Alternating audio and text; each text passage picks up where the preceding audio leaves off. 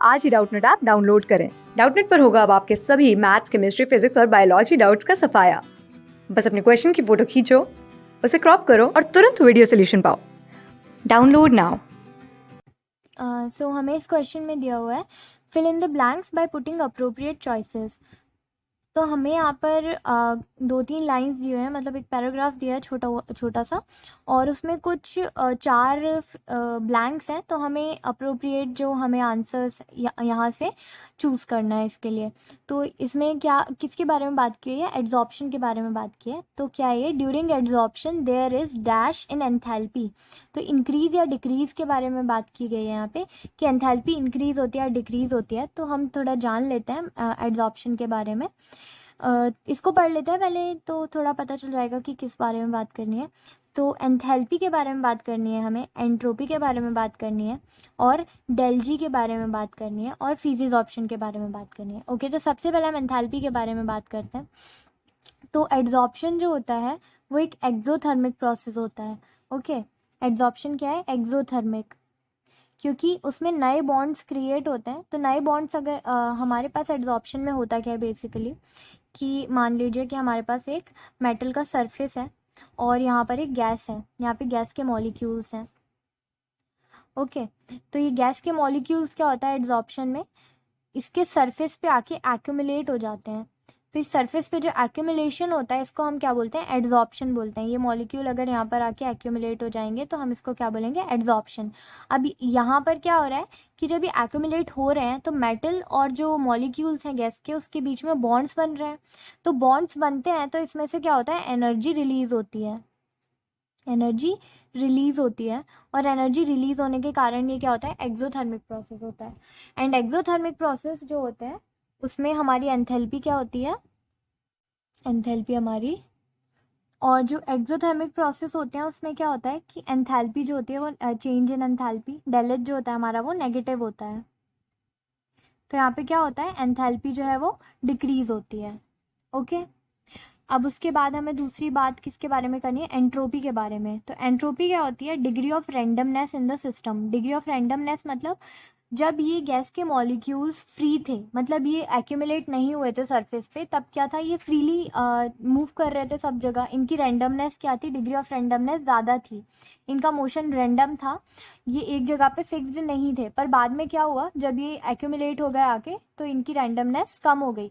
तो रैंडमनेस क्या हुई? डिक्रीज हुई। तो इसको हम क्या बोलते हैं? एंट्रोपी। एंट्रोपी को हम डेल एस से रिप्रेजेंट करते हैं, चेंज इन एंट्रोपी। तो ये क्या हुआ? नेगेटिव हो गया।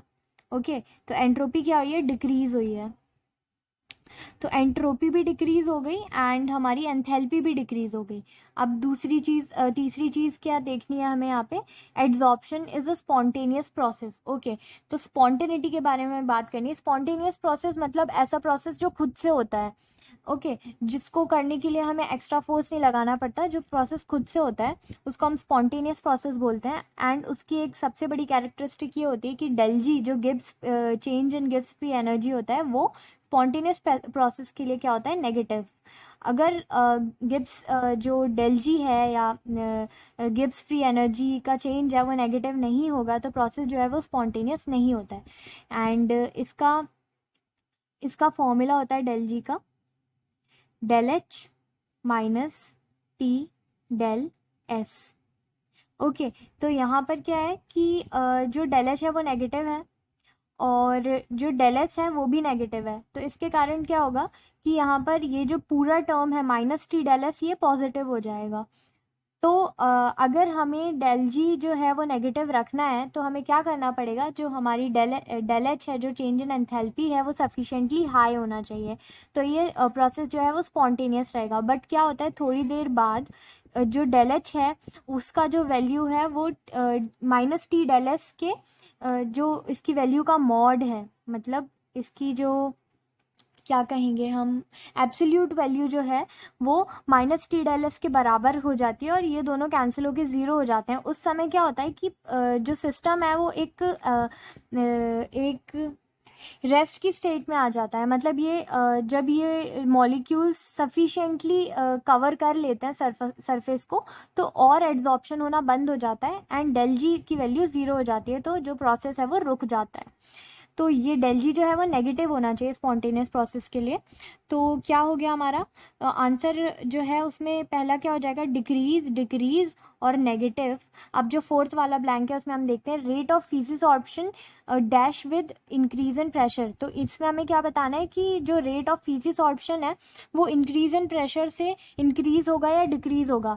तो प्रेशर इंक्रीज करने से आप खुद सोचिए, अगर यहाँ पर ये मॉलिक्यूल्स हैं उनको हम प्रेस करेंगे, उस पर प्रेशर लगाएंगे तो ये मेटल के पास आ जाएंगे, मेटल के सरफेस के पास आ जाएंगे, एंड पास आ जाएंगे तो इनकी बॉन्डिंग जो होगी आसानी से हो पाएगी। फीसिस ऑप्शन में बॉन्डिंग जो होती है वो वॉन डर वाल्स फोर्सेस के कारण होती है। तो वॉन डर वाल्स फोर्सेस जो हैं वो सारे ही तरीके के मॉलिक्यूल्स के बीच में लगते हैं, तो यहाँ पर भी वॉन डर वाल्स फोर्सेस ही एक्ट करेंगे। और पास अगर हम उसको प्रेशर लगा के इन मॉलिक्यूल्स को कंप्रेस करके उसके पास ला देंगे तो ये फिजिक्स ऑप्शन का रेट क्या है, इंक्रीज हो जाएगा। तो हमारा जो आंसर है वो क्या होगा, डिक्रीज, डिक्रीज, नेगेटिव, इंक्रीज। तो डिक्रीज, डिक्रीज, नेगेटिव, इंक्रीज हमें ए ऑप्शन में दिख रहा है, तो हमारा आंसर जो है वो ए ऑप्शन हो जाएगा। क्लास 6 से 12 से लेके नीट, IIT, JEE मेंस और एडवांस के लेवल तक 10 मिलियन से ज़्यादा स्टूडेंट्स का भरोसा। आज ही डाउनलोड करें डाउटनेट ऐप या व्हाट्सएप कीजिए अपने डाउट्स 8400 400 400 पर।